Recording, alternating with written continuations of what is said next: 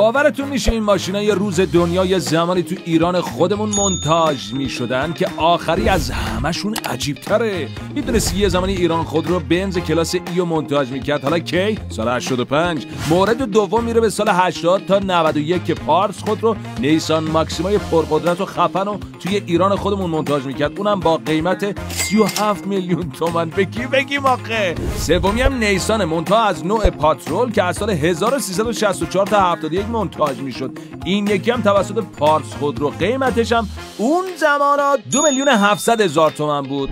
چهارمی هم نیسانه، اونم مدل تیانا 6 سیلندر فول آپشن ژاپنی که سال 89 تو ایران مونتاژ میشد. خب بریم سر وقت ماشین همیشه محبوب مازدا 3 که یه زمانی پرفروشترین ماشین کانادا بوده، بزرگوار، و توی ایران هم به همت بهمن موتور بین سالهای 86 تا 93 مونتاژ میشد و آخرم به خاطر کمبود قطعات پروندهش به خاطرها پیوست و از همه جذابتر کادیلاک سیبیل آمریکایی که توی سال 56 مونتاژ میشد و تنها کشوری که به جز آمریکا کادیلاک مونتاژ میکرد ایران بود.